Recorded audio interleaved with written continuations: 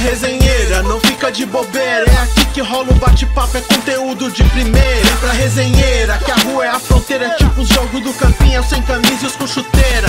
Tem bastidores no esporte, rap, funk, também samba. É tipo ideia de barzinho, nós desenrola, a gente manja. De cultura, de política, polêmica, é TV que a gente ama. Vem pra resenheira, mano, que a gente tanca. E aí, rapaziada, começando mais um Resenheira aqui pelo nosso canal do YouTube, Resenheira _UFC. Vai curtindo, vai dando seu like, vai mandando a sua pergunta, porque hoje o assunto é espetacular. Tenho certeza que vocês vão gostar muito. Eu adoro. Para quem acha que é só futebol, só esporte, tá começando a ver que o Resenheira vai falar de tudo. É resenha. E resenha das boas. Eu tô aqui com o Dr. Ricardo Salada, que só tem 30 anos entre DHPP e crimes contra a pessoa. Foi perito do caso Matsunaga, fez parte, né, do caso Matsunaga e também do caso que chocou o mundo, não só o Brasil, que foi o assassinato dos pais da Suzane von Richthofen, da família von Richthofen. Doutor, é um prazer recebê-lo aqui, é uma satisfação muito grande mesmo. Muito obrigado por receber o Resenheira e bora fazer uma resenha das boas hoje, né? Com certeza, né? Aí mudando um pouquinho da área do futebol para a área criminal. Para a área criminal. Né? Que é o mundo do crime. Mundo do crime. A gente até abriu uma caixinha de perguntas no nosso Instagram, né? A galera que quiser curtir a gente no Instagram aí também é resenheira.ofc. Choveu de perguntas e o pessoal do trabalho fala, pô, você vai entrevistar perito, pô, você vai seguir para essa linha? Não, Resenheira vai falar de tudo, mas hoje a gente vai falar de perícia criminal e vamos falar de dois casos que chocaram o Brasil e o mundo, que é o caso Matsunaga e o caso da Suzane von Richthofen. Mas antes eu quero saber da sua história. O Resenheira sempre começa contando a história do convidado. Ixi. Como o senhor... isso daí é uma das partes mais gostosas da Resenheira, porque é legal a gente estar entrevistando e saber como que a pessoa chegou até lá. Né? Então, eu queria saber, quem está assistindo já sabe que o Resenheira sempre tem essa pergunta-chave no começo. Como começou a sua carreira como perito? Qual foi o caminho desde criança? Como que foi isso? Minha formação, eu sou engenheiro eletrotécnico. Trabalhava numa empresa de engenharia de manutenção elétrica de alta tensão. E aí a empresa abriu um escritório aqui em São Paulo, eu morava em Porto Alegre. E aí eu vim gerenciar o escritório. E um tio meu, que havia sido delegado, morava em São Paulo, minha família é de São Paulo, né? E o que aconteceu? Ele, não, vai ser perito, é tranquilo. Você vai lá, faz teus laudinhos, teus plantãozinhos, bem suave. O senhor tinha quantos anos aí? 30, 31. Legal. Né? Eu acabei comprando a ideia, só que o que acontece? Na época não se falava de perícia. Não tinha a noção da importância das atividades periciais. E quando eu fiz o concurso, eu achei que eu trabalharia numa área de engenharia, por ser engenheiro e ter experiência na parte de manutenção elétrica. Então seria, teoricamente, o lugar, na minha cabeça, né, mais indicado para eu desenvolver minhas atividades. E eis que na formação do curso da academia, eu fui destinado ao DHPP.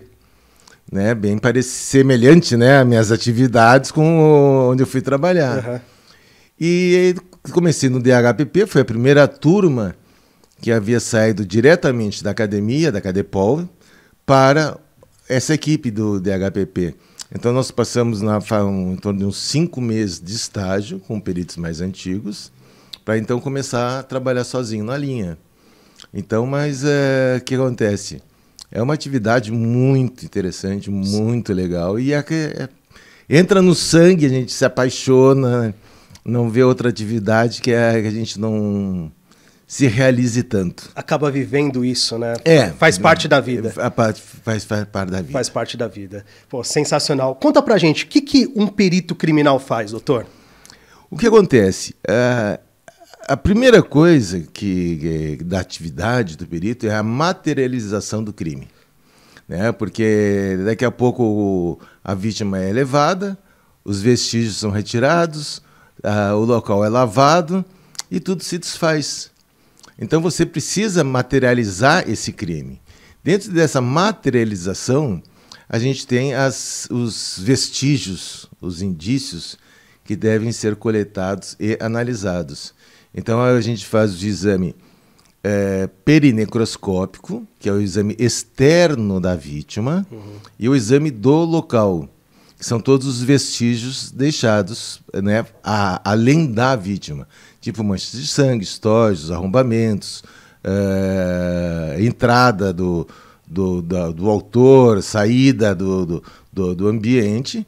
Então, tudo isso aí tem que ser analisado. O que a gente vai fazer dentro do DHPP, que trabalha com homicídios de autoria desconhecida, você tem que materializar, descobrir evidências, que são os vestígios analisados, que possam identificar a autoria. Né? Então, a gente trabalha em busca de provas para a identificação do autor. Sim. Então, é uma coisa assim, bastante delicada, bastante importante, né? Dentro, porque a gente faz inicialmente, dentro do início dos trabalhos, vai ter a abertura do inquérito policial e, posteriormente, esse inquérito vai para o Ministério Público, para o Judiciário, né? E ele vai se muda de nome, de inquérito para processo. Né? Então, ele vai ser apreciado por um promotor, o promotor vai aceitar ou não a denúncia, então, para que o suspeito, né, se torne réu e vá a julgamento. E tudo baseado na perícia, tudo baseado no trabalho de vocês. Boa parte. Que são eu digo assim, é uma coisa assim estranha de se falar. São duas investigações paralelas. A investigação pericial e a investigação propriamente dita com os investigadores. Mas elas se conversam. Então, elas são... É estranho falar paralelo. Paralelo, então, nunca se encontram. Não. Elas só que começam com investigações paralelas, mas elas têm que converger para um ponto coincidente. Porque, às vezes, na perícia, você pega a contradição daquela pessoa que supostamente cometeu o crime. As duas... por que são investigações paralelas? Porque, inicialmente, você vai para uma cena de crime... A perícia não sabe exatamente o que vai encontrar, e a investigação também não sabe o que ela vai encontrar. Só que quando elas começam, elas vão se conversando. Sim. E isso que começou como linhas paralelas, sem uma inicialmente influenciar a outra, começa a ter uma troca de informações e elas se convergem. Então, quer dizer, paralelo entre aspas, né? Porque se fosse paralela não ia se encontrar nunca, exato, né? Só no infinito. Então, mas elas começam, cada uma com o seu trabalho, e elas vão convergir para um ponto comum. Muito interessante. Né? Que é o ideal da investigação. Você ter o ponto comum, quer dizer, você está chegando na autoria por caminhos ou investigações diferentes, embora exista a troca de informações, até porque quando se chega numa cena do crime, todo mundo é suspeito. Todo mundo é suspeito. Né? Então, aí a perícia pode informar a investigação. Não, todo mundo não. Eu tenho algumas coisas... Começa a se descartar pessoas exatamente. suspeitas. E aí isso é a informação que é passada para a investigação. Então, para que a investigação seja, de uma certa forma, não direcionada, mas orientada para um provável suspeito. Porque, inicialmente, a investigação propriamente dita, de todo mundo suspeito, é um campo monstruoso para se investigar. Então, se a perícia conseguir dar algumas informações para a investigação... Dá um norte, né? Dá um norte, eu digo assim, uma orientação. Uhum. Então, vamos dizer, a investigação ela vai fazer um trabalho com maior esforço nessa linha que a perícia está fornecendo. Espetacular. Né? Então, isso que é uma coisa que é super legal. Que delícia de trabalho, muito bom. Nossa, fantástico. Fantástico. E conta pra gente, pra quem tá assistindo, pra leigo como eu, como cai a informação no DHPP, na Delegacia de Homicídio e Proteção à Pessoa, né? É esse o significado das... de proteção à pessoa. Porque muita gente ouve a sigla, né? Se fala muito no Datena, no Cidade Alerta. Como que chega essa informação para vocês? O que acontece? Na cidade de São Paulo, vou me restringir um pouco na cidade, existem muitas capitais que trabalham de uma forma semelhante à capital de São Paulo. Então vieram pessoas de outros estados para ver como é que funcionava para montar uma equipe adequada à sua situação. São Paulo é referência. Acho que São Paulo é a mais antiga que tem esse tipo de situação, onde a perícia ela é uma perícia especializada que ela trabalha só para o DHPP. Entendi. Uma equipe exclusiva para isso. Exclusiva para isso. Então, vamos dizer, os peritos são treinados, né, para esse tipo de atendimento. Então, o que acontece? O distrito, normalmente via 190, recebe uma comunicação de um crime. Depois é constatado o crime, né, de morte. O delegado vai até o local e ele, de uma investigação rápida, ele tenta achar a autoria. Tá? Se a vítima está no local e ele descobre a autoria, quer dizer, a vítima estar ou não no local, e ele descobre a autoria, vai para o crimes contra a pessoa. Tá. Já vai para uma outra parte da delegacia. Não, da perícia. Da perícia, desculpa. Da perícia. Da perícia, vai para o crimes contra a pessoa. Que hoje o senhor faz parte. Sim. Se a autoria não é conhecida, então o delegado da área manda mensagem para o DHPP. Aí o DHPP assume o caso. Aí o DHPP assume o caso. Entende? Tanto é que é feito a autoridade do distrito, ele faz um BO de constatação da morte, não sei o que, autoria desconhecida, e quando vai para o DHPP abre um novo BO, um boletim de ocorrência, né? Do atendimento e as investigações iniciais desse local. Muito interessante. É sensacional. Eu fico hipnotizado com esse assunto aqui, vendo? Eu fui produtor policial durante alguns anos da minha vida, né? Fiz um reality show que passava na Record, né? Que chamava Câmera em Ação, e na NET, né? Na TV a cabo, chama Operação Policial, para uma produtora chamada Media Land, até que o senhor deu uma entrevista, que eles têm é espetacular, muito bem produzido, investigação criminal, né? Que era dirigido pelo Beto Ribeiro, né? Enfim, muito bem feito mesmo, bem interessante. E são casos maravilhosos. Quem não conhece, recomendo, assistam. E eu acompanhei muito a perícia de Porto Alegre. Né? Também pegamos coisas pesadas ali. Muito homicídio acontece em Porto Alegre, muito homicídio. Ladrão se matando entre eles. Isso é uma benção, né? Mas a gente brincava antigamente em São Paulo que também dava muito esse tipo de crime. Então a gente falava a asepsia da sociedade. É a limpeza, é uma limpeza, não deixa de ser. E aí eu acompanhei, e é um trabalho que realmente eu ficava olhando. A gente entrava realmente na cena do crime, né? Se isola, né, o local, e a gente acompanhava mesmo ali, e era muito, muito legal. Assim, era um plantão que eu gostava de acompanhar em Porto Alegre, lá que a gente ficava muito em Porto Alegre, eu gostava muito de acompanhar, porque é muito gostoso, é muito legal de você ver o detalhe, o cuidado dentro da cena do crime. Uma das referências de perícias é a perícia de Porto Alegre, né, Rio do Sul, uma das referências, tanto é que nós temos muitos escritores de livros que são gaúchos. Então, vamos dizer, Porto Alegre, Belo Horizonte, Salvador tem algumas pessoas muito boas também, também, muitas referências também. O senhor falou de treinamento, né? Não sei se o senhor pode falar, que tem coisas que a gente não pode revelar, porque senão... Mas como que é esse treinamento, dentro do que o senhor pode explicar para a gente, do perito? Como que vocês recebem esse treinamento? Então, o treinamento inicial é feito pela Academia de Polícia, que é a Cadepol, né? Então, se presta o concurso, se é aprovado no concurso em todas as fases, depois a etapa final de aprovação é o curso da Academia de Polícia, que aqui em São Paulo se fala Cadepol. Outros estados, não sei se permanece essa nomenclatura, né, ou diverge.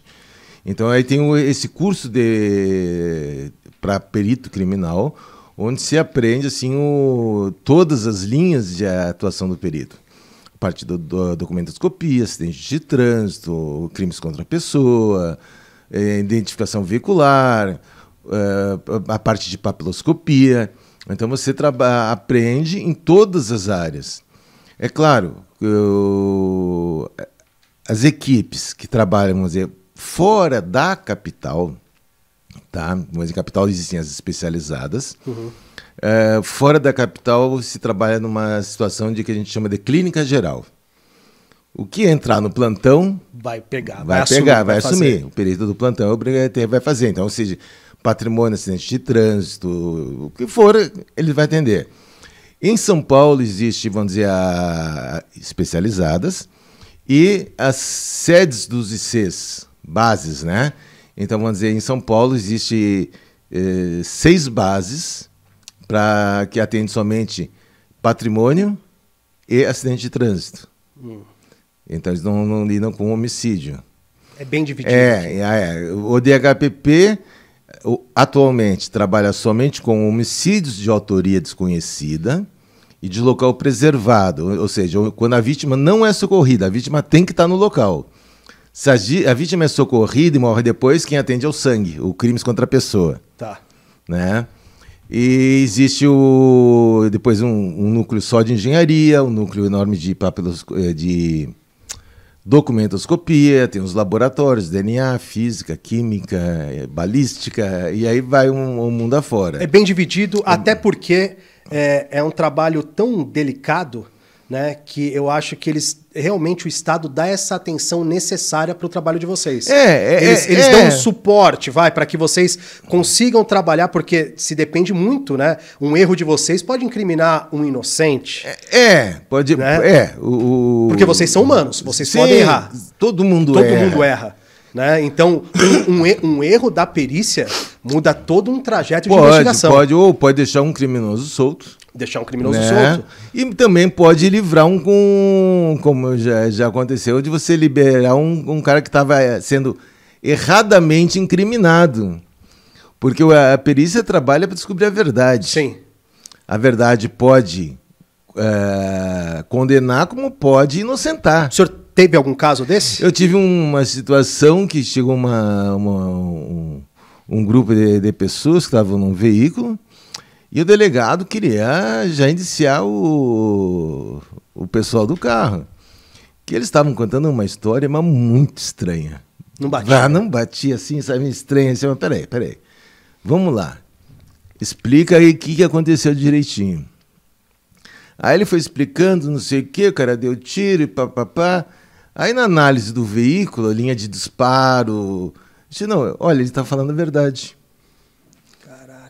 Entende? Porque o disparo aqui passou pelo vidro, que inicialmente estava achando que o disparo não estava fechando, sabe? Aí não, a situação que ele está contando está condizente com o que a gente está vendo de o cenário. Materialidade. Ele está falando a verdade. E uma coisa popularesca que a gente fala assim, né? A gente costuma falar por aí pela rua, o corpo fala. Como que é isso daí? O corpo fala, a cena fala. O que é a cena fala, o corpo fala? Eu tenho dois ditados, né? Que o perito é treinado para ver o que os outros não enxergam. Né? O que é uma mancha de sangue, um respingo de sangue para o leigo, não passa de um respingo de sangue. Para o perito, ele pode ver a altura que esse gotejamento teve, a velocidade desse gotejamento. Pela velocidade, você pode saber que tipo de instrumento foi utilizado para provocar aquela velocidade. Um respingo, vocês sabem a velocidade que ele chegou ali? Não que eu pense a velocidade. Não, mas tem... Entende? Tem. Se, por exemplo, uma pessoa que está correndo, você vê que ela está correndo. Se foi eu falo assim, um espirro, que a gente fala um espargimento. Se esse espargimento foi produzido por uma arma de fogo, ele tem uma alta velocidade. Se esse espargimento foi produzido por uma pancada, tipo um pedaço de pau, um martelo, e espirrou sangue, ele tem bem menos velocidade. Que sensacional. Né? Então você consegue, vamos dizer, pelos vestígios, você pode dizer, não, essa vítima... aconteceu uma vez comigo,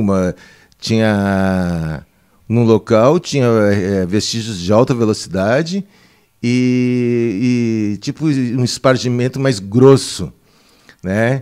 Então, claro, fui consultar, né, pessoas com maior conhecimento, porque estava estranho, as duas manchas diferentes. Não, isso aí foi parte por disparo e parte porque a pessoa deve ter tossido. Então eu dou manchas maiores com velocidades bem menores. Né? Realmente então, é muito interessante. Então, é aquela situação que vamos dizer que a gente é treinado para ver o que os outros não enxergam. Não, são detalhes, né? E é um outro ditado que eu tenho: a vítima e o local falam, tá? Javanês.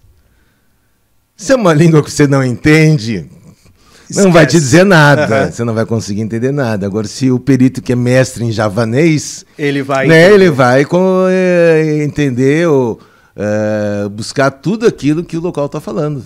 E passa, durante a perícia ali, conforme vocês vão descobrindo, que a gente costuma dizer, né? Vou dar um exemplo bem... um paralelo bem vago, assim, mas, quando a música é boa, ela toca e a gente fica imaginando a cena daquela música, né? Fica imaginando. Quando você está fazendo a perícia ali, e você vai descobrindo ponto a ponto do que aconteceu, vocês vão montando esse filme na cabeça de vocês? Sim. Vocês vão enxergando aquela coisa de videogame, fazendo voltar para filme, né? CSI, né? Eu falo assim, nem todo local tem tantos vestígios que você consiga, vamos dizer, remontar a cena. É claro, você então faz isso em tudo que é local. Não. Existem determinados locais que existem maiores vestígios, né, que a gente vai poder analisar. Tem local que não tem. Então, simplesmente é um relatório que se faz. Não tem que se analisar. Um cara tomou um tiro na rua, caiu duro, o que eu vou analisar? Pouca coisa. Tem coisas para analisar, sempre tem alguma coisa, mas é pouco. Tem locais que você vê uma fartura de situação que você tem que ser analisada. Então você começa analisando o seguinte: o que pode ter sido causado pela vítima e o que pode ter sido produzido pelo autor. Né? Então, porque vamos dizer, um local que está cheio de manchas de sangue, eu não vou coletar todas as amostras de sangue para mandar para o laboratório de DNA. Senão os caras vão ficar loucos. Então, se eu entendo a cena de crime, o que eu vou fazer? Isso aqui, esse sangue é da vítima. Aí eu vou fazer a referência do sangue da vítima. Esse sangue aqui não pode ser da vítima. Então, eu vou coletar que provavelmente seja do autor. Vou achar um DNA ali. Vou tentar achar um DNA do autor. Então, se a gente não entende, eu vou levar 30 amostras de sangue. Se eu entendi o local, a dinâmica do fato, eu vou levar 4, 5 amostras. Porque tudo isso aí, o que acontece? Não adianta eu levar um monte de amostras da mesma pessoa. É dele. E aí?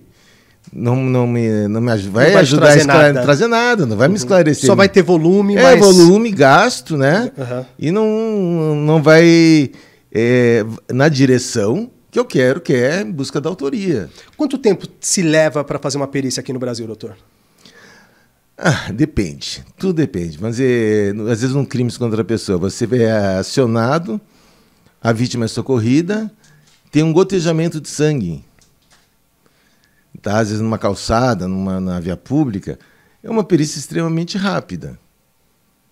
Né? Aí é o que acontece no crimes contra a pessoa, você tem um volume maior de serviço e, normalmente, um trabalho mais ágil. No DHPP, você tem um volume bem inferior de casos, mas, via de regra, o tempo de execução é bem maior. Vamos dizer, um exemplo, no Richthofen, eu cheguei lá às 7h30 da manhã, na porta, eu saí de lá às 5 horas da tarde e não tinha terminado. Nossa. Aí mandaram outros peritos, eu peguei o que eu fiz? Eu fiz para evitar um perito sobrepor as perícias, né? Então eu fiz toda a parte da casa, um estanque, e o outro perito que veio fez a parte externa da edificação. Tá. Né, para não ter, vamos dizer, ele não fazia a parte interna, aí eu deixei um pedaço, ele fez menos do que eu deixei, ou ele fez mais do que eu deixei. Não sabe o que o senhor fez, fica perfeito. Então eu fiz toda a parte interna e ele fez a parte externa. E aí ele continuou, eu saí de lá às 5 horas da tarde, aí eu fui para a base, né, no DHPP, até sair mesmo mais de 8 horas da noite. Quer dizer, eu já tinha feito 24 horas. Quando eu entrei na casa, aí trabalhei mais 12 horas praticamente. E eu saí, resolvi parar porque eu não estava aguentando. Porque quando você chega numa situação dessas... Você não raciocina mais, né? Não, mas no início a tua adrenalina tá milhão. Você passou o sono, passou cansaço, Isso não sei o quê. Você vai, só que lá 10 horas depois... Você já começa... Cansou. Normal, né? Ser humano. Aí eu disse, eu não tenho mais condições de fazer hoje. Vamos para casa, dormir e amanhã a gente volta. Aí acharam por bem, porque como já havia a suspeita da participação de Suzane, eles queriam liberar a porque o telefone já tinha tido autorização, ele já estava grampeado o telefone. Já estava no grampo o telefone? Já. Né? Então eles queriam ver se haveria alguma comunicação. E o senhor, quando o senhor chegou na casa, chegou a ver a Suzane lá? Não, ela estava na delegacia. Ela estava na delegacia. O senhor chegou a ter contato com a Suzane em algum momento? Então, o meu contato foi na reprodução simulada. Como que era a Suzane von Richthofen? Descreve ela pra gente. Ela é uma pessoa assim... Como é que eu vou explicar? Completamente à parte, tá? É como se a situação não fosse com ela, que ela estivesse ali, mas não fosse com ela. Ela não tinha sentimento, não tinha emoção, não tinha nada. Tá? E ela é muito esperta, muito esperta. Em qual sentido? Assim, ela não falava nada, era quase que uma comunicação monossilábica. Né? Então, o que você fez? Eu entrei. Tá, então vamos representar você a entrar. Ela dava um passo, sabe, cabeça baixa. Aí uma hora a gente parava para alguma situação, porque estava sendo filmado, né? Além da perícia, tinha um desenhista com filmadora. E aí ela conversava com o cara, com o desenhista. E qual que era o assunto dos dois? Não, qualquer coisa assim, mas o que acontece? Ela sabia que no momento que ela estava conversando com ele, ela não estava sendo filmada, não estava sendo gravada. Então ela ficava mais solta. No momento que ela via que estava sendo filmado, gravado, ela não queria saber de nada. E ela, no depoimento, segundo o que relatam, né? Quando ela assumiu, ela fala que ela se arrependeu. Pelo que o senhor acompanhou na simulação, tinha arrependimento no crime? Não tinha emoção nenhuma, emoção zero. Né? A emoção dela zero. Porque a Suzane, ela tem o pessoal usa o termo dominadora. E eu acho que esse termo é um pouco fraco para ela. Ela é sedutora. Ela te seduz numa situação de você acreditar que ela está falando a verdade. Ajudar ela nos objetivos que ela quer. Na verdade, ela se diz muito que os cravinhos que planejaram, né?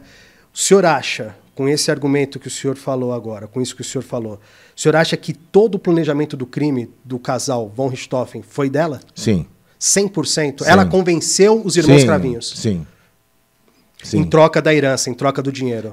O que foi acordado entre eles seria o seguinte: todo o produto que fosse subtraído no dia do crime seria do Christian.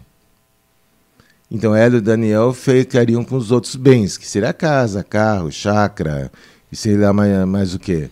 Então esse foi o acordo que eles fizeram. Né? Então a divisão, tanto é que em menos de uma semana ela já queria estar vendendo carro, já queria estar botando a mão em algum dinheiro até para conseguir se manter, né? Porque o Christian teria ficado com dinheiro que foi subtraído no dia. Então, foi inclusive uma das situações que ocorreu durante o trabalho, foi que o diretor, que ela estava no DHPP, e o diretor vinha uma história estranha, e o diretor me ligava. Ô, Salada, ela vê isso aqui que ela falou. O senhor estava dentro da casa, ela dando depoimento e eles te ligavam para ver se cruzava informação. Quer dizer, a polícia já, no dia do crime, já desconfiava dela. Sim, sim, com certeza. Não, é que fica assim, ó. Ela sempre foi a principal suspeita. Sempre. Ó, é que assim, ó, eu digo assim, o modus operandi, pela forma de atuação, deveria ser alguém da casa. Para ser alguém da casa, tinha que ser o Andrés, ela ou a empregada. Se suspeitou um pouco da empregada. Ela tentou jogar, né? Não, porque independente de depoimento, né? Então teria esses três. O Andrés tinha o álibi, ele estava numa lan house. Exato. Então você descarta o Andrés. A empregada tem que ser investigada, foi rapidamente a saber que não tinha nada a ver. Não tinha possibilidade nenhuma de ser ela. Né? Sobrou para quem? Para Suzane.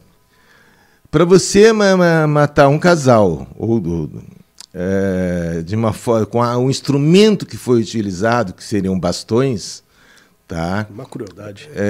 Você sabe que tem que ser pelo menos 2 pessoas, né? Porque você não vai agredir um e o outro vai ficar esperando. Exato. Então, pelo menos 2 pessoas.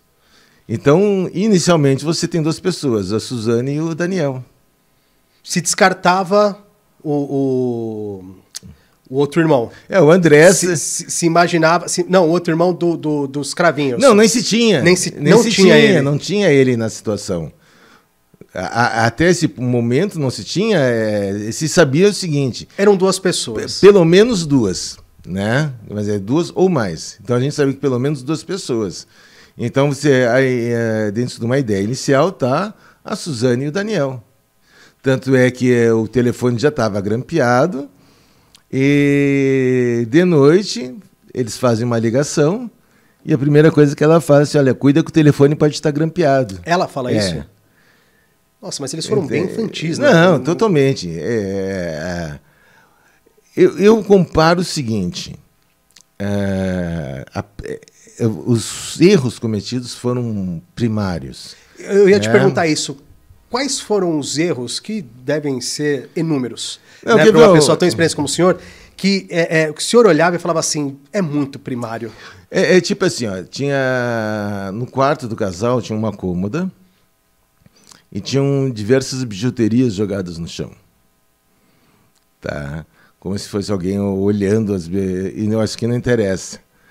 Só que dá para se dizer o seguinte, a pessoa que fez isso aí, ela estava parada nesta posição, foi pegando as bijuterias e fazendo assim. Montando a cena. Montando a cena. Estava óbvio que não era um latrocínio. Né? O que diga assim, um latrocínio padrão. O que eles cometeram foi um latrocínio, porque eles roubaram, subtraíram bens das vítimas, mas a intenção era um homicídio. Né? Porque a queixa que eles deram. No entanto, eles chegam do tal motel, né? Sim. E faz uma ligação para o 90 falando, olha, eu acho que minha casa sofreu um assalto. Né? Mas eu digo assim, foi caracterizado como homicídio, tanto é que eles foram a júri popular. Exato. Se for crime de latrocínio, é júri simples. Né? Então tá aí até pela própria justiça. O latrocínio é mais pesado. Se eles fossem mas é júri simples. Pô, a justiça aqui entende? É cruel, né? É cruel. Não dá para se entender o judiciário. Mas aí o que a gente fala assim, ó, certo ou errado são nossas leis. Que deveriam ser revistas, na minha modesta opinião. Na minha acho também. De muita gente. Né? Entende, mas hoje ela está solta. Então aí o que eu falo assim, ó, isso aí depende dos nossos deputados federais. Sem dúvida. E são crimes que leis que deveriam abranger o país inteiro. Então não pode ser uma lei estadual. Sim. Então, se bem que eu tenho uma opinião sobre isso, doutor, até desculpa te interromper. Eu acho que o Brasil é tão grande que aqui caberia leis estaduais. Porque nós somos um continente. Sim. Né? E cada lugar aqui, que a gente poderia considerar um país, os crimes são cometidos de formas diferentes. Sim. E eu acho que se o Estado, essa é a minha opinião, cada Estado poderia sim ter a sua lei, como é nos Estados Unidos. Uhum. Eu acho que no Brasil caberia muito bem isso. Mas mesmo nos Estados Unidos existem leis que sobrepõem Sim, as estaduais. Exatamente. Né? Então, quer dizer, eu não sei como deveria ser feito. Mas deveria ser feito. Mas deveria ser mudado. Exato. Muita coisa. Urgente. Urgente. Já passou do tempo. Inclusive, maioridade penal, a gente... Não, mas a maioridade penal, eu acho que não deveria ser vista de uma forma diferente. Como que o senhor acha que deveria ser vista? O que acontece? O Estatuto da Criança e do Adolescente é uma coisa que é fantástica. Tá? Para aquele adolescente que sofre em casa. Ela defende o adolescente. Né? Então, realmente, existem muitos adolescentes que precisam de uma lei dessas, talvez até mais forte nesse sentido, com relação a quem pratica o crime contra os menores. Exatamente. Tá? Mas, no meu ponto de vista, eu acredito o seguinte, um menor que seja, vamos dizer, que pratique um roubo, que pratique um homicídio, ele tem que ser julgado como um adulto. Concordo. Tá? Numa situação que tem um maior junto com o menor, o mínimo seria a pena do maior dobrar. Perfeito. Me entende? Aí ele não vai querer levar o menor para assumir a bronca. Porque aí os dois têm muito. Então, mas aí o que acontece? Você junta os dois numa coautoria, só que vamos supor, ele praticou um crime que a pena máxima seja de 12 anos. Tem menor, então a pena máxima dele pode ser para 24. O peso é enorme. Vai parar de ter moleque até na biqueira. Entendeu? Né? E aí, outra, a progressão de pena, dependendo do crime, eu acho importante a progressão de pena. Porque imagina você passar, sei lá, quantos anos preso, aí de repente você é solto, o mundo mudou. O cara, quando ele foi preso, não tinha celular. Hoje você tem um negócio que a tua vida depende de um celular. Hoje a vida está aqui. Então, quer dizer, mudou muito e cada vez a tendência é mudar cada vez mais rápido. Sem dúvida. Então, eu acho importante a volta ao contato com a sociedade de uma forma controlada.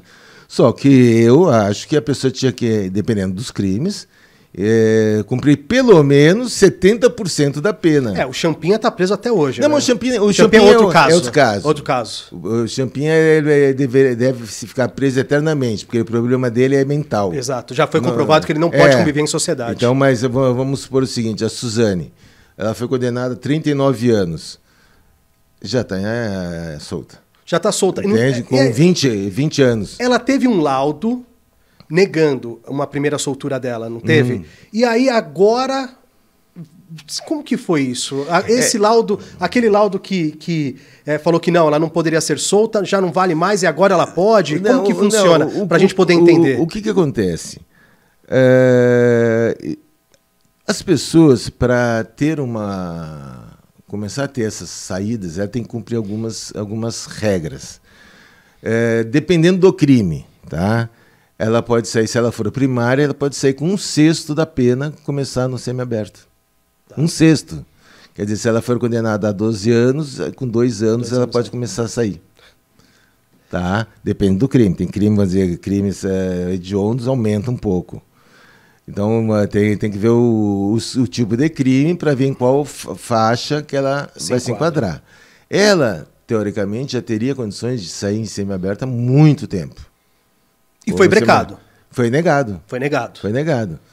Então, ela hoje já está com 20 anos. Mas ela já está com saidinha há quanto tempo? Já faz bastante... Já faz bastante tempo. Saiu o Dia dos Pais.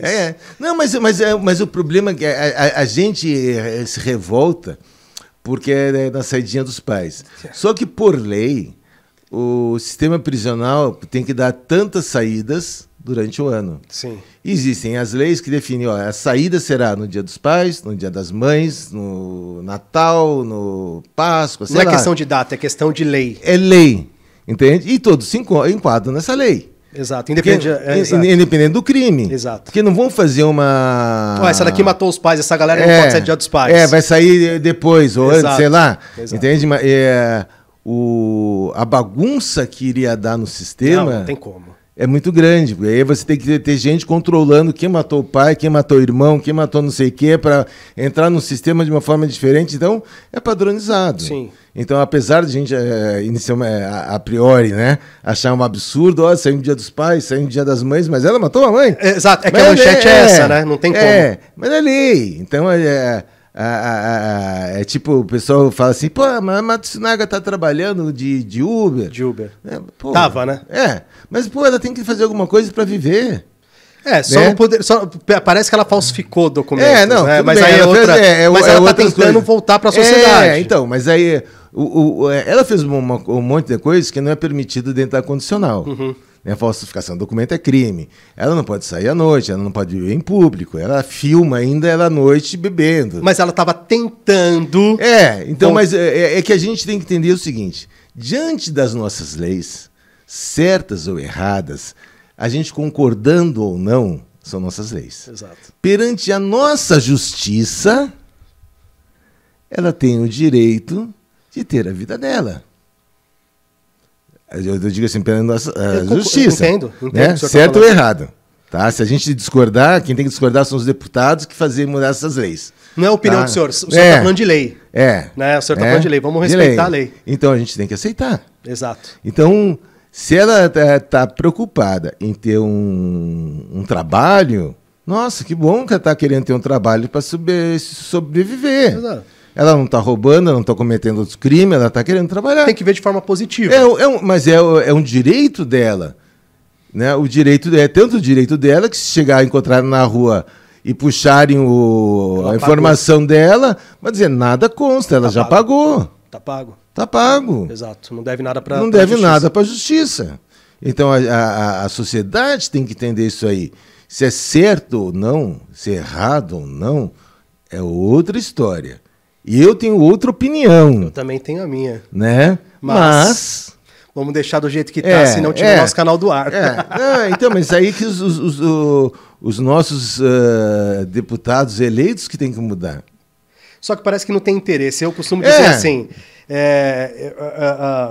eu posso falar que eu não tenho rabo preso com ninguém assim, não tenho quem pode me punir, né? Mas só vai mudar alguma coisa nesse país quando acontecer algo com alguém grande. Essa é a minha opinião. Quando um pica das galáxias sofrer um tipo de... a família sofrer algum tipo de crime pesado, aí as coisas aqui no país mudam. É minha opinião. Olha, não desejo pra ninguém, espero que nunca aconteça, mas as coisas aqui nesse país funcionam assim. Então, só vai mudar quando acontecer algo. Em Porto Alegre tinha um bispo que havia sido sequestrado. E ele, depois soltaram ele falou o seguinte: se eu tivesse uma arma, eu reagiria.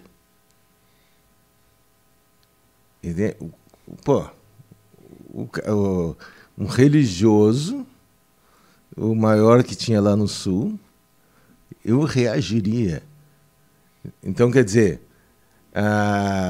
ele não disse o que aconteceu, a gente imagina, né? Porque ele não falou, nunca foi divulgado, então a gente imagina que houve alguma coisa bárbara com relação à pessoa dele, e ele reagiria. Então, o que foi feito? Sabe? A igreja mudou de opinião. Mesma coisa, entende? Então, eu não sei se, vamos botar, se existem outros interesses, né, dentro de algumas coisas, para que não seja mudado. Os crimes mais brandos são crimes do colarinho branco. Exato. Por quê? Exatamente. As penas são muito tranquilas quanto a isso. Falando de lei, não sei se o senhor pode responder essa minha pergunta. Se não puder, eu te entendo. Fica tranquilo quanto a isso. O senhor é a favor da pena de morte? Depende. Pro caso, eu vou te dar 2 exemplos de casos que o senhor teve contato direto. Caso da Suzane. Vou te dar 3 casos, que foram casos aí que repercutiu o Brasil. Quem está assistindo a gente tem conhecimento.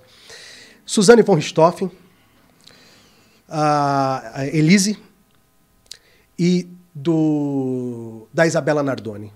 Para esses 3 tipos de casos, que são cruéis, os 3. Sim. O senhor é a favor de pena de morte? Não. Por quê? Todo mundo pode errar.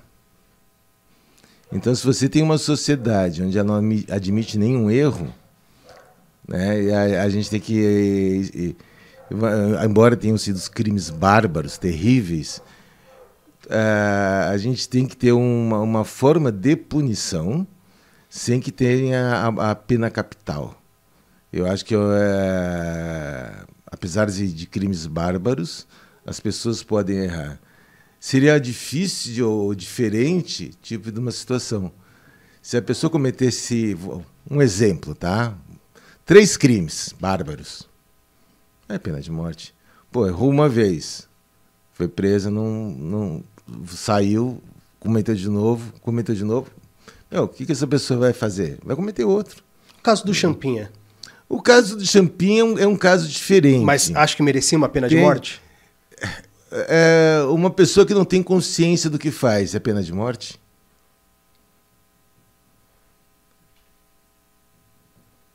Mas o senhor acha que ele merecia? Não. O que a gente tem que entender é o seguinte. Se ele está preso, provavelmente passe o resto da vida dele preso, é porque ele é considerado inimputável. Entende? Ele não tem a consciência daquilo que ele fez. É justo você executar uma pessoa que não tem a consciência do que fez? É que se eu der minha opinião, eu tiro meu canal do ar, mas... Entende? Então... eu entendo o senhor. Mas eu entendo o que o senhor está falando. É uma coisa assim, meio delicada. Foi crimes bárbaros, entende? Né? O que ele fez com o casal foi terrível. Então, eu acho que a gente levar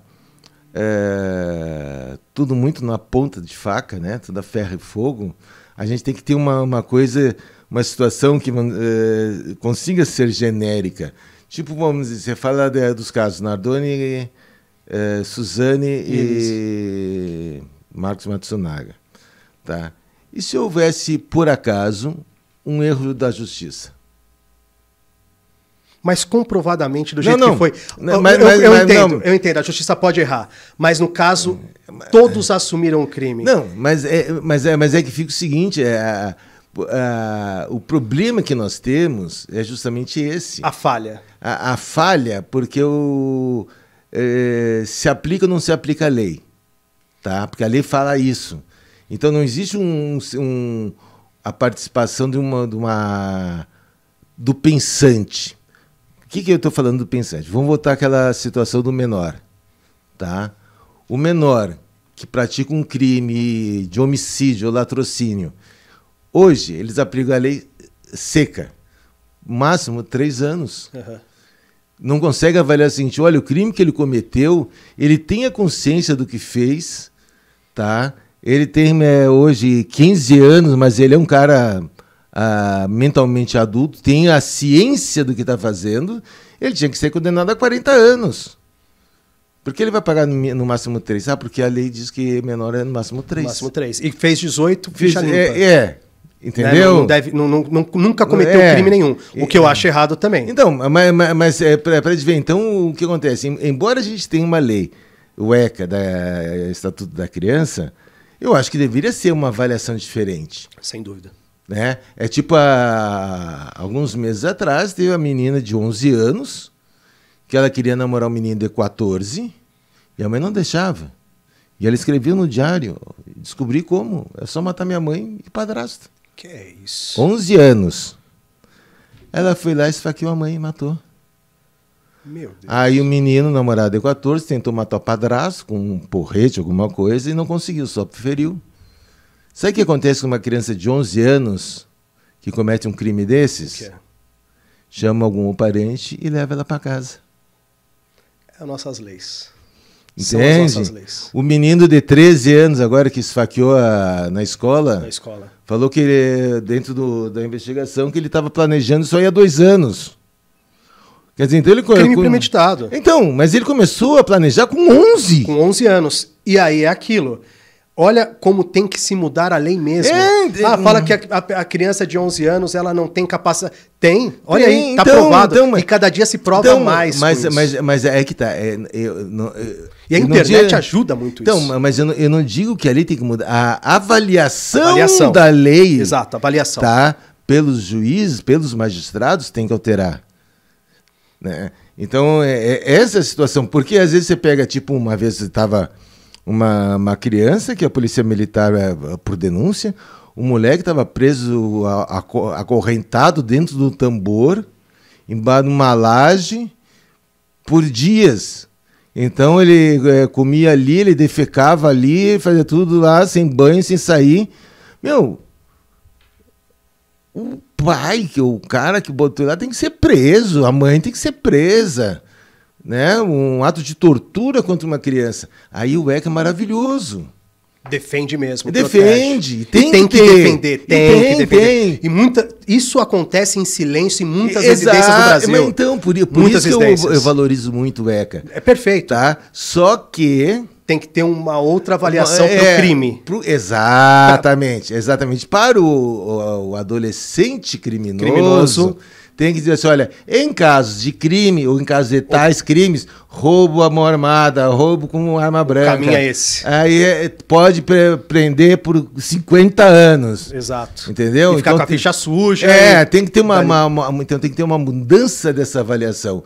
Em termos de crianças, adolescentes, pô, a gente vê cada coisa. A criança abandonada dentro de casa, trancada, sem nada, tá? Porque a mãe foi pro samba. Muitos. Criança que morre. A gente viu aí, não faz muito tempo, mas alguns anos atrás, criança que morreu dentro de carro, porque a mãe foi fazer compra, deixou a criança trancada dentro do carro. Enfim, é uma crueldade, é uma irresponsabilidade. E eu acho que a gente sabe de pouco sobre isso. Se tem campanha, eu acho muito interessante até, fica a minha sugestão para alguém que estiver assistindo, de autoridade, se faz campanha, eu acho muito válido, tem que se fazer para mulher que é violentada dentro de casa, né? Se faz muita campanha. Poderia se lançar uma campanha para criança também conseguir denunciar isso. Né? Que eu acho muito legal, porque tem muitas crianças que sofrem vários tipos de maus tratos, espancamentos, em silêncio, e às vezes ela tem até vontade de falar, só que ela não sabe para quem. Sim. Entendeu? E às vezes ela não confia. E talvez a figura da polícia, para ela, seja uma confiança para ela poder chegar e denunciar. Então talvez precisaria ter mais campanhas, o ECA, o pessoal que cuida disso, mais campanhas porque a gente, se a gente sabe que existe muito dentro das casas, mas nós temos poucas denúncias disso. Mas quer ver uma coisa que é interessante? Dentro dessa atitude, tem criança que fala assim, mas você me bateu, eu vou te denunciar. Então, o juiz tem que saber qual é o parâmetro de um corretivo para um espancamento. Não, isso daí sem dúvida. Mas se você aplicar uma lei, assim como existe o ECA... uma chinelada hoje dá cana pro pai. Pode dar cana. Eu concordo, entendeu? Isso é um absurdo. Pô, eu tomei chinelada da minha mãe, do meu tio. Todo mundo. Eu, graças a Deus, isso daí não me prejudicou em nada. Aí chega assim, olha, não pode fazer nada. E tem criança que ameaça os pais. Essa geração tá muito difícil. Né? Essa geração tá muito difícil. Eles têm muita informação, né, na internet, eles conseguem, agora tem essa Deep Web, que é o lixo do lixo. Né? Isso daí e não se consegue brecar, né, a Deep Web. Sim. E essa criança, esse menino que esfaqueou aí, ele tava na Deep Web. Né? E essa desgraça dessa escola ia ser pior, porque a ideia era o coquetel Molotov, pelo que ele coloca, né? A ideia era essa, é que ele falhou, ele não conseguiu fazer, porque senão ele ia matar a gente queimada. Uma pessoa dessa merece a proteção do ECA? Não, ela tem que ser julgada de uma forma diferente. Sim. Né? Ela tem capacidade total. Vamos voltar, doutor, ali no caso da Suzane, que ficaram algumas coisas aí. Quando o senhor entrou lá na casa, né, no bairro do Brooklyn, como que o senhor pegou os corpos? Quando o senhor entrou no quarto, o que o senhor viu? O casal na cama, né? E uma arma de fogo no chão do lado do Manfred. Então você vê aí, o braço dele estava assim para fora, e na continuidade do braço dele, próximo, estaria essa arma de fogo. Queriam o quê? Dizer, supostamente ele se matou? Não, eu entendi que isso, inicialmente ele poderia ter tentado se defender. É porque, na verdade, a pergunta que eu fiz foi completamente fora de contexto. Porque, na verdade, a ideia era que tinha sido um roubo, né? Sim. Então, que ele sim, Ele perfeito. teria tentado se defender. Perfeito. Então, vamos dizer assim, pô, essa arma aqui, num primeiro olhar, ele tentou se defender e não conseguiu. Agora, se ele tem uma arma de fogo na mão, as pessoas também têm que ter uma arma de fogo. Né? Então, de repente, os invasores, né, os algozes, teriam agido mais rápido. Aí você vai analisar. Eles foram mortos a pancadas. Se ele tem uma arma de fogo, ele vai conseguir se defender. O que é mais rápido? Né? Então, aí a arma de fogo passa a sair da cena do crime. Mais um erro que a perícia viu. E depois se você analisar para um criminoso, uma arma de fogo é uma ferramenta de trabalho. O pessoal assalta, vigia na rua para roubar arma de fogo. Poderia levar.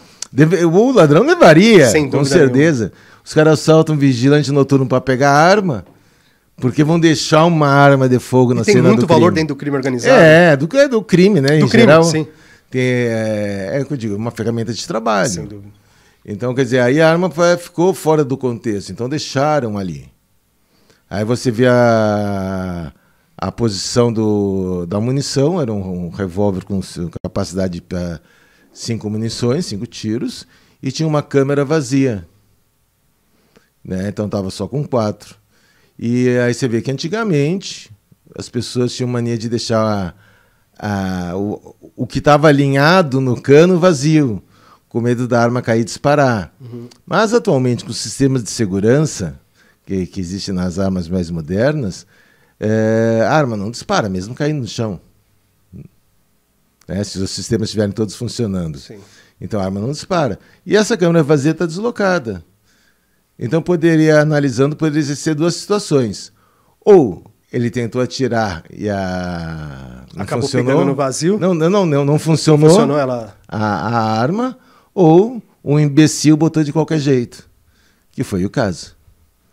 Né? O cara pegou, fechou e pum. Que a arma estava funcionando, foi para a balística, estava funcionando perfeitamente. Então aí você vai descartando as situações. Ali depois o próprio Manfred, a gente sabe que ele estava numa posição deitado de lado na cama, que ele tinha levou um golpe na cabeça, posterior da cabeça, tá? Depois vendo pelo IML, foi tão forte que ele acertou aqui, que cortou, mas internamente ele trincou a base do crânio. Nossa. Então aí a gente tem uma ideia da violência do golpe. Um crime com muito ódio, né?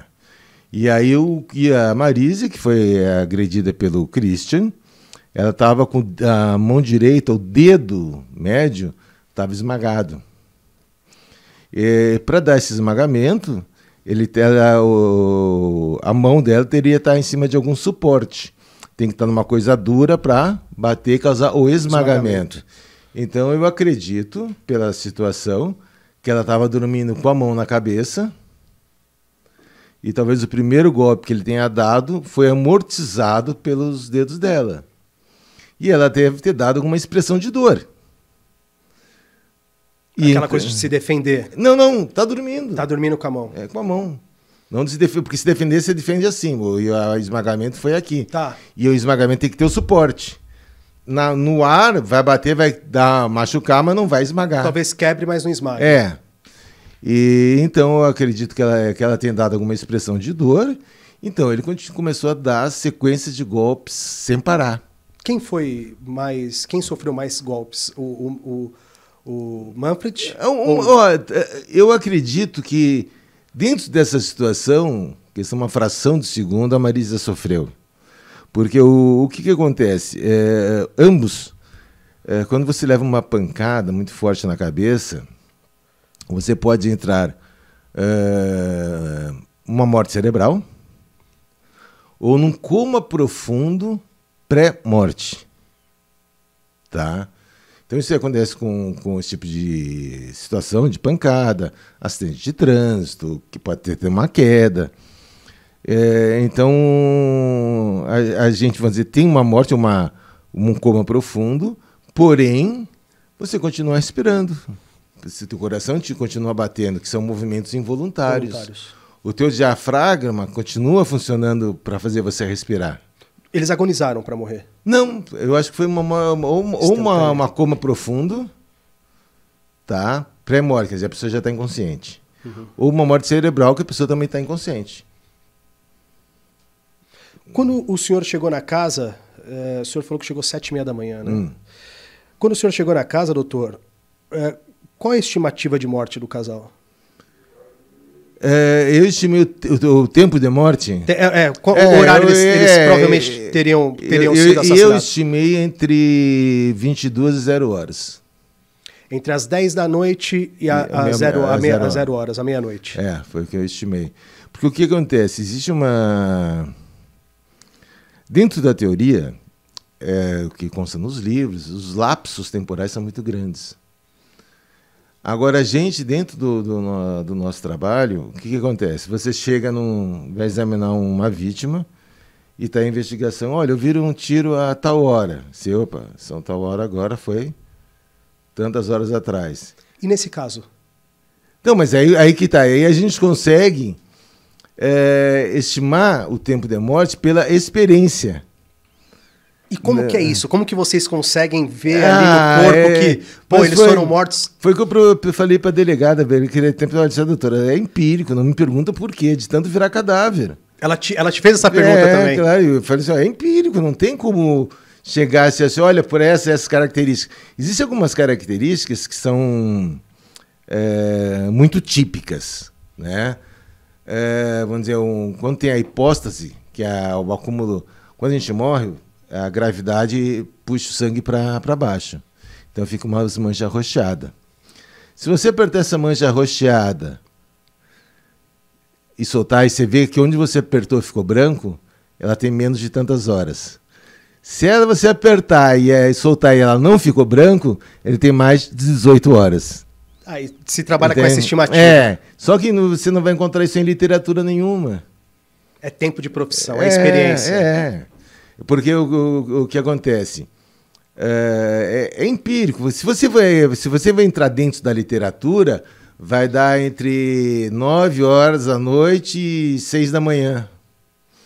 É muito grande o lapso.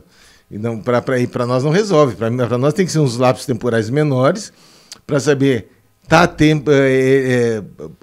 essas pessoas, esses autores, estão dentro desse tempo, pode ser eles, ou estão fora desse tempo. Até porque, dentro desse tempo que o senhor deu, a perícia faz com que se contradiz o horário que eles tiveram na casa, né?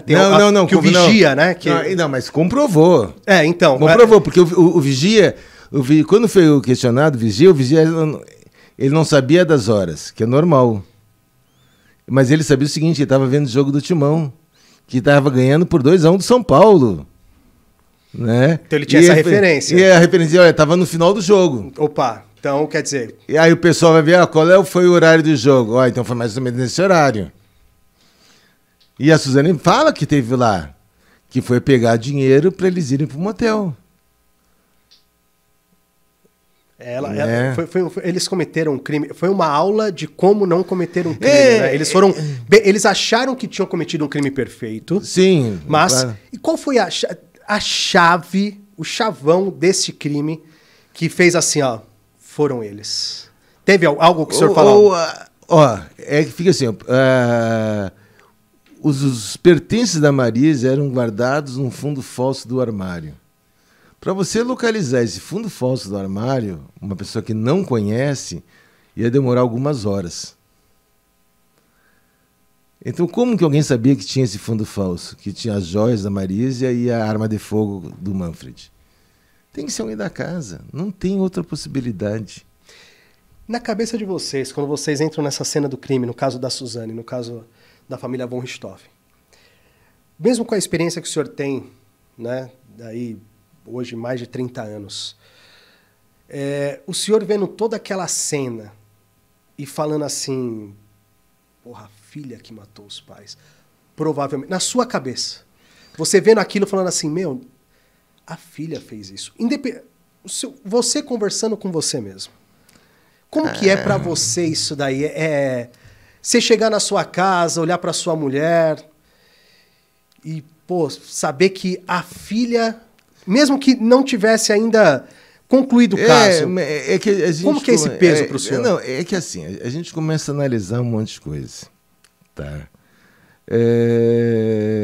Porque vem um monte de coisa na cabeça. Primeiro você entra na casa, você vê que é uma casa impessoal, organizada demais, sabe? Não tinha um farelo de nada fora do lugar. Parecia uma casa que foi montada para exposição, para venda, sabe? Não parece que mora gente.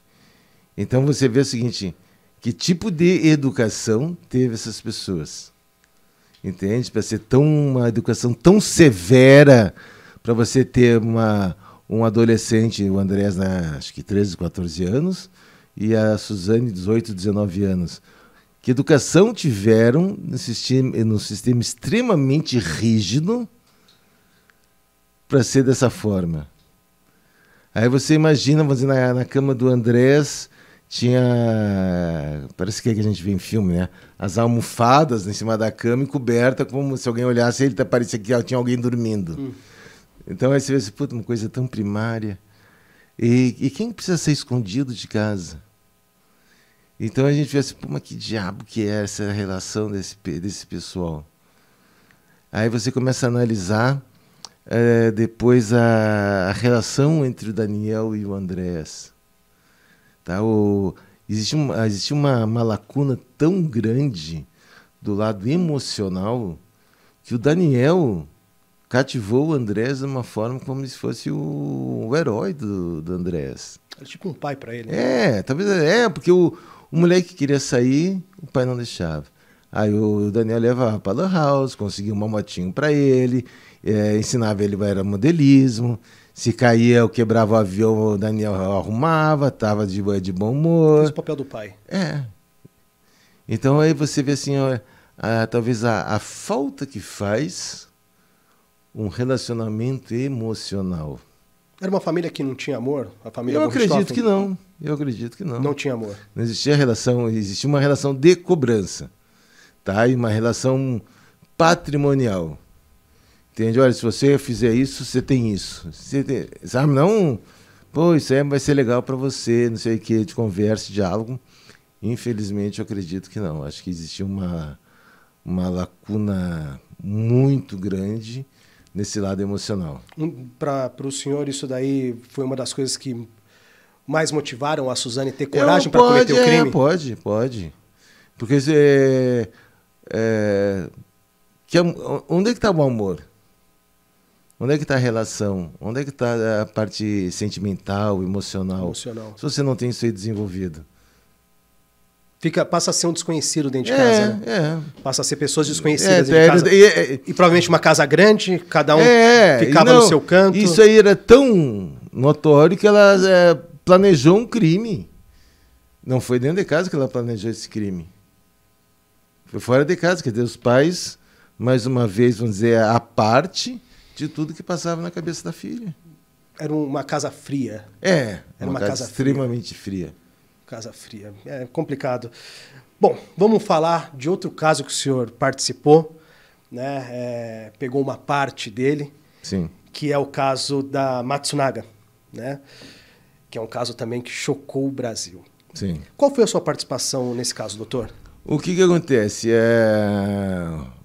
O Marcos estava como desaparecido, acharam ele esquartejado numa estrada vicinal no município de Cotia. Esses pedaços dele foram achados em mais de um dia, não foram todos no mesmo momento. E o médico legista acabou, quando foi a cabeça, né, o oriental, e provavelmente aquele oriental empresário que estava desaparecido. Dentro da investigação, né, que corria pelo DHPP, começou a ter a suspeita da Elise. Então, eu estava de plantão e minha chefe me liga e disse, olha, para fazer um luminol num apartamento, que supostamente o empresário havia sido esquartejado lá. Né? E a investigação já estava bem encaminhada, tanto é que quando nós saímos do local, a Elise já foi presa, ficou presa, que ela tinha o delegado conseguiu uma temporária para ela. Então o que aconteceu? Era um apartamento, a gente imagina assim, uma classe média alta, o condomínio com 2 blocos, cada bloco com 2 apartamentos por andar. Tá? Ele tinha, num dos blocos, ele comprou as 2 coberturas. Porra, era gigante o apartamento. E reformou, fez um apartamento só. Cacete! Então era muito grande mesmo. Era muito grande. Então o que aconteceu? A gente, olha, qual é o lugar mais provável para se você fazer um esquartejamento que tenha menos sujidade de sangue? Nas banheiras. Só que todos os quartos eram suítes com banheira. Porra. Né? Então a gente, vou começar no pavimento superior, né, para começar a fazer os quartos e banheiros. E nisso aí a gente está trabalhando e sempre dando negativo no trabalho. A parte da investigação levantou que ela havia trocado o colchão do quarto dela, da cama dela. Matou. Não foi matou, limpou o colchão e sumiu com o colchão. Não, aí levantaram que o colchão foi dado por uma das empregadas.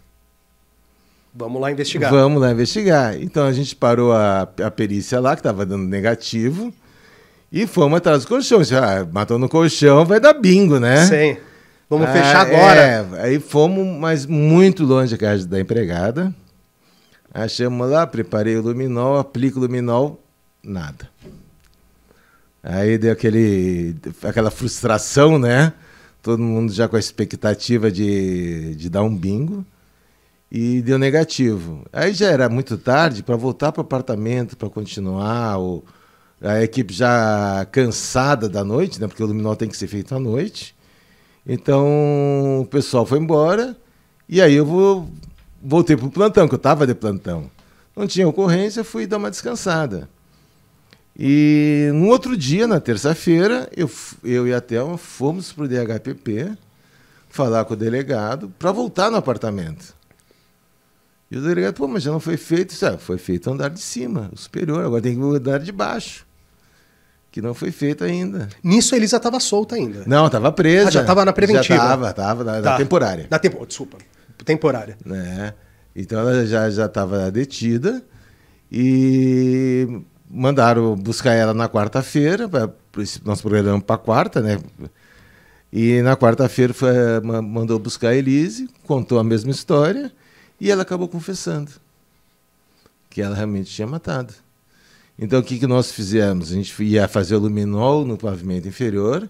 Como ela havia confessado, nós pegamos, antes de fazer o luminol, nós fizemos a reprodução simulada para ver exatamente o que ela tinha feito. Ela estava presente.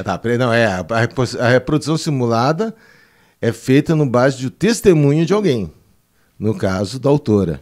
Né? E aí ela falava uma coisa e a perícia mostrava outra? Como não. Isso? A reprodução simulada, eu tenho que representar exatamente o que a pessoa está falando. Para ver se bate. O que eu fico assim, a reprodução é a tua versão. Os comentários são meus. Tá, perfeito. Os comentários da perícia. A reprodução, você olha, eu, por exemplo, você faz um dos termos, né, a reprodução simulada realizada na base dos testemunhos de Elise. Então, foi assim que aconteceu. Ela foi. E depois ela vai representando, e depois, ela que vai me dizendo.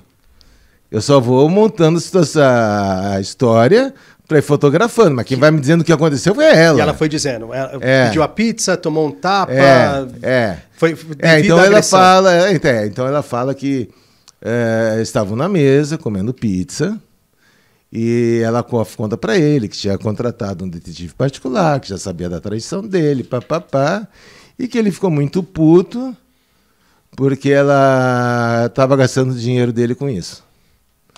Né, você esquenta as emoções, os ânimos, ele levanta e dá um tapa na cara dela. Ela sai da mesa de jantar, né?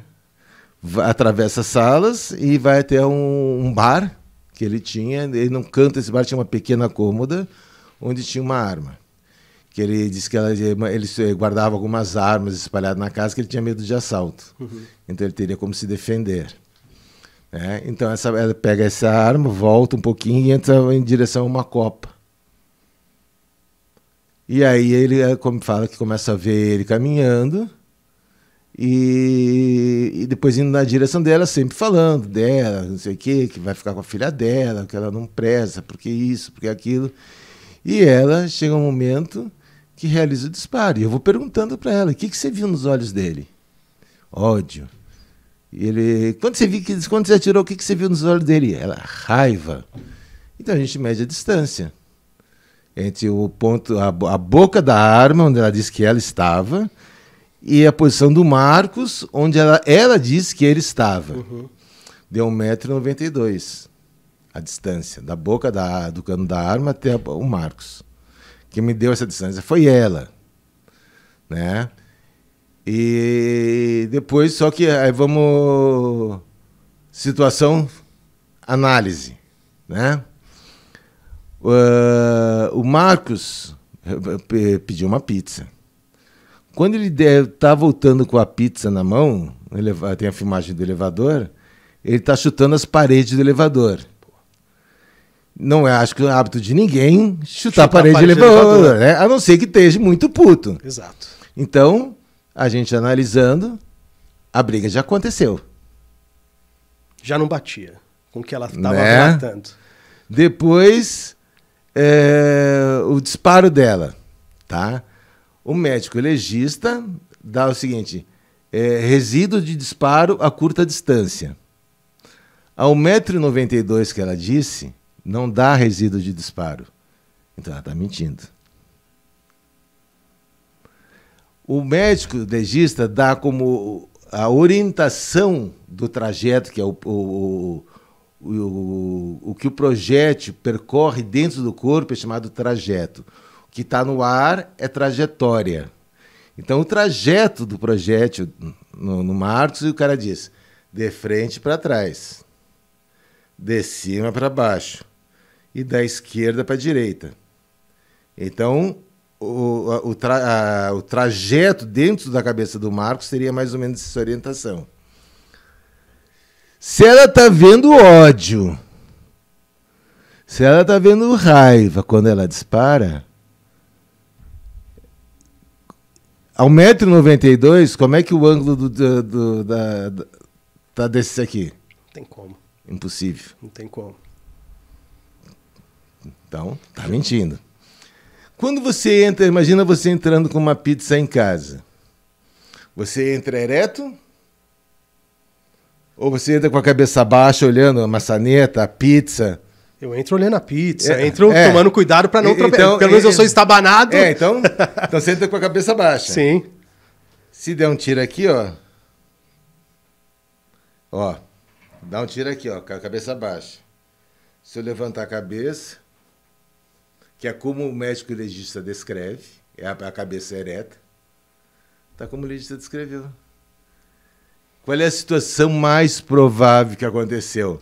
Ele desceu para pegar a pizza, e ela foi pegar a arma e ficou esperando ele entrar em casa. Ele entrou com a cabeça baixada, ela executou ele. E esse crime, para o senhor, foi um crime premeditado ou foi um crime de emoção ali de momento? É uma coisa que é relativa. Uma premeditação, nem que seja por alguns minutos, houve. Vou pegar a arma, esperar ele entrar em casa e vou executá-lo. Então houve. Nem que seja a priori curto tempo. Uhum. Uma outra coisa que a gente tem que analisar é que há pouco tempo atrás ela havia comprado uma serra elétrica. Né? Aí a gente, mas por que ela vai comprar uma serra elétrica? Aí disse a ela, né, que era para abrir as caixas de vinho. Aí a gente pensa assim, o Marcos era um hiper especialista. Ele comprava e vendia vinhos em leilão. Nunca teve uma serra elétrica. De repente... Ela com meia dúzia de dia aí saboreando bons vinhos. Vou comprar uma serra elétrica. Mas é para ele. Fica no mínimo estranho, claro, né? Claro, sem dúvida. Então aí a gente já fica, mas o testemunho. Ela disse que uma situação que a gente pode questionar, né? E questionou, né? E questionou. Ele morreu com esse tiro, doutor? Sim. Ou não? Ele foi esquartejado vivo? Não, que fica o seguinte. Foi um debate que houve dentro do julgamento com relação à morte cruel. Por quê? Ele respirou sangue. Né? Então, quando foi feita a secção no pescoço dele, foi nas vias respiratórias sangue. Isso só aconteceria se ele estivesse respirando. Tá? Aí tem a celeuma com relação a isso. Ele teve morte cerebral? Pode. Aí a gente pergunta, a pessoa com morte cerebral está morta? Não. Pelo menos não tem atestado de óbito. Sim. Então tá morto ou tá vivo? Tá morta, mas você não pode, né? Você não pode... Entendeu? Segundo a medicina... Né? E depois outra, como é que você vai provar realmente que a pessoa estava com morte cerebral? É uma coisa que é difícil também. Sim. Ainda mais que foi feita uma discussão em cima disso, depois que houve uma exumação, não sei quantos meses depois que ele estava enterrado, o corpo foi exumado. E a pessoa, para analisar isso aí depois de alguns meses e chegar a essa conclusão, também acho meio difícil. Dificulta. Né? Mas foi uma possibilidade que foi levantada e os jurados aceitaram. Como ela tivesse esquartejado ele vivo? Não, com morte cerebral. Ah, morte cerebral, tá. Morreu e foi esquartejado morto. Então, porque o que acontece? Aí não teria sido um meio cruel. Tá. Entendeu? Se esquartejou vivo, é uma morte cruel, ele sentiu. Sem dúvida. Agora, se ele está com morte cerebral sem sensibilidade, inconsciente, é também cruel? Mas ele não sentiu nada. Lei, sim. Entende? É claro, eu não digo que em termos de cruel, mas eu acho de uma violência absurda. Imagina, eu esquartejar uma pessoa que eu não conheço já deve ser extremamente ruim, dolorido. Agora, você imagina eu esquartejar uma pessoa que eu convivi, o pai da minha filha, a pessoa que eu vivi há alguns anos, dia a dia, eu pegar e esquartejar essa pessoa, pelo amor de Deus, deve ser um ato de extrema violência, de total crueldade. Realmente. Né? Sabe, não tem nem como descrever uma situação dessas, de tão absurda que é essa situação. Sim. Não tem como descrever. O senhor acompanhou 2 casos do Matsunaga, né? Assim que de grande repercussão. E o da Elise.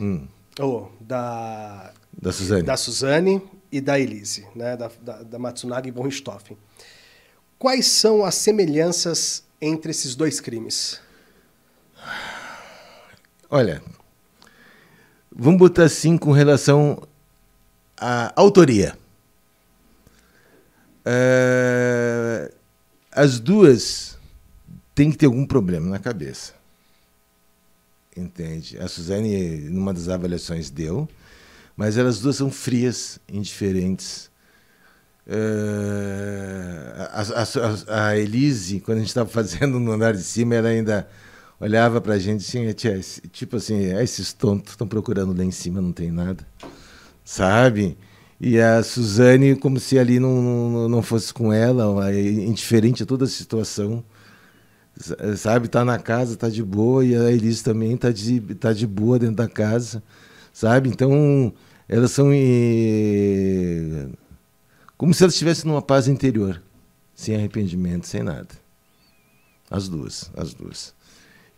Com relação a... Eu tive a oportunidade de conversar com um psicólogo que fez uma das avaliações da Suzane. Interessante. Né? E ele me falou que a Suzane tinha traços de psicopatia. Tá? Mas o que foi mais curioso dessa avaliação da Suzane foi que ele foi e levou outra psicóloga. Porque ela é tão sedutora, a Suzane, que ela pode te induzir num erro, uma avaliação para um profissional. Cara, que essa menina... Tá? Então, com 2 psicólogos, 2 pessoas, é difícil ela conseguir seduzir os 2 numa mesma forma, que cada pessoa ela consegue entender como te tocar. Agora, como tocar 2 pessoas de uma forma simultânea é difícil. Né? Quer dizer, é muito mais difícil, né? E esse psicólogo foi com uma outra colega para fazer a avaliação dela, ver a que nível é essa sedução da Suzane. Ela é muito sedutora. Muito, muito, muito, demais.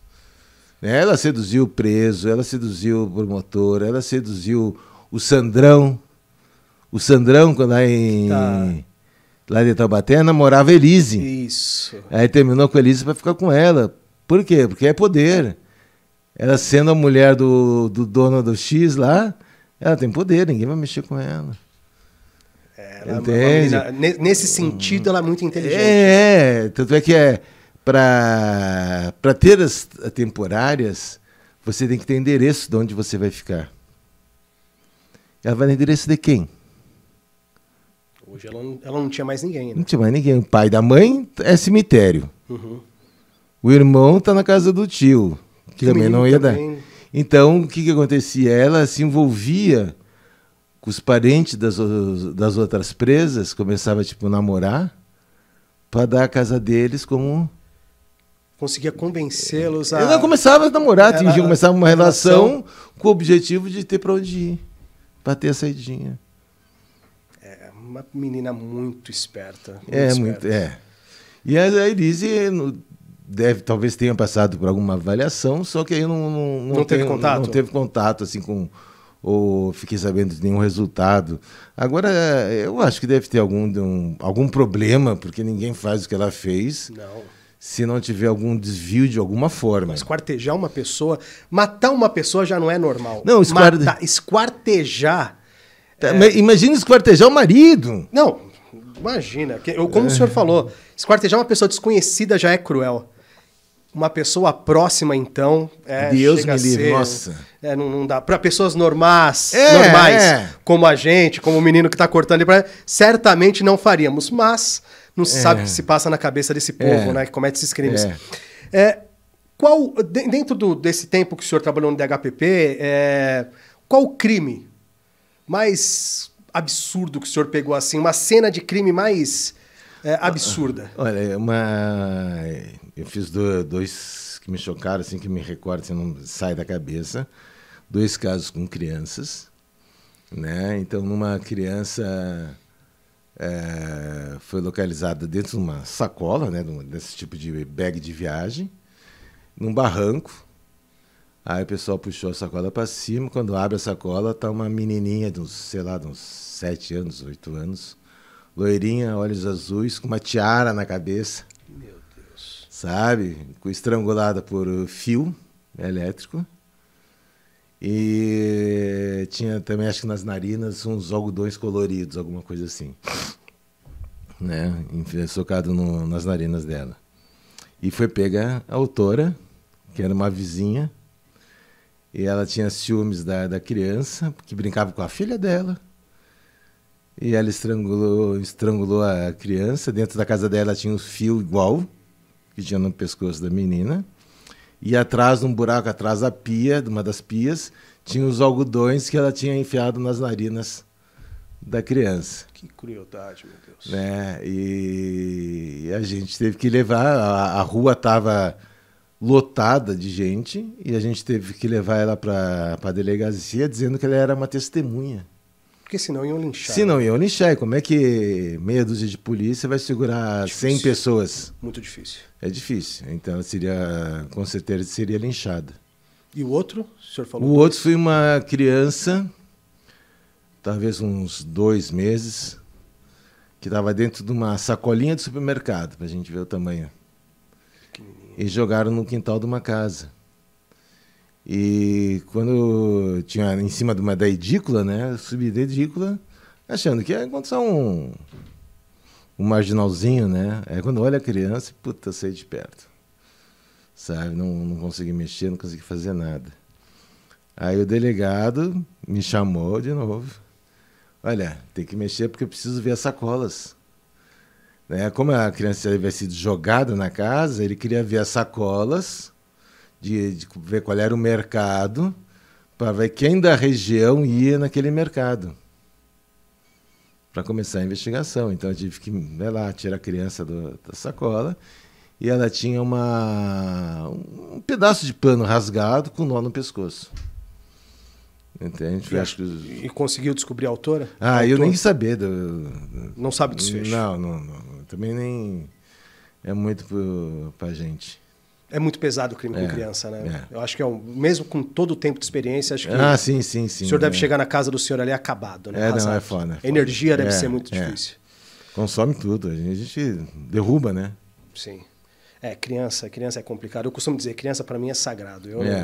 Eu, graças a Deus, no tempo que eu trabalhei como produtor policial, eu não peguei nenhum crime com criança, assim. Não me recordo. Criança é terrível. Criança, graças a Deus, eu não tive esse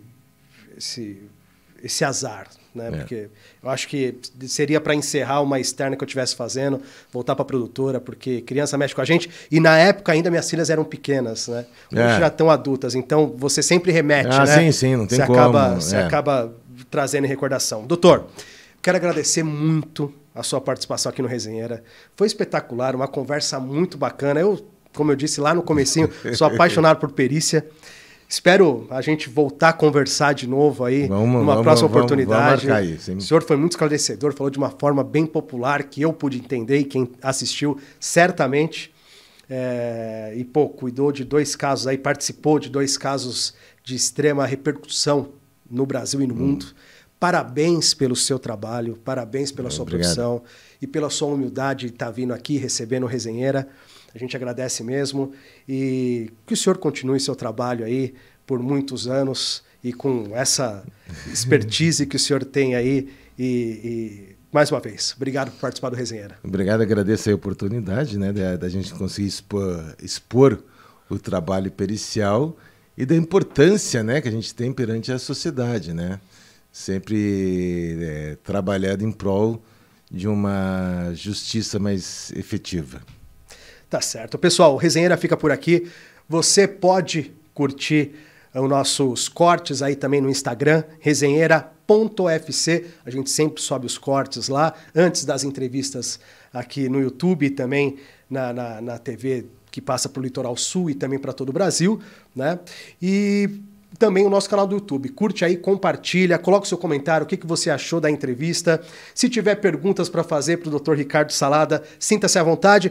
Doutor, qual que é a sua rede social? É o Instagram, Perito Salada. Adicione ele aí, é uma pessoa maravilhosa. Certamente, se você que estiver assistindo tiver alguma dúvida, quiser perguntar para ele, certamente ele responde, porque, olha, é de uma extrema humildade, com a grandeza toda que ele tem. Pessoal, muito obrigado pela audiência. Depois, semana que vem, a gente volta com mais um convidado especial aqui no Resenheira. Valeu por todo o carinho, até a próxima. Tchau.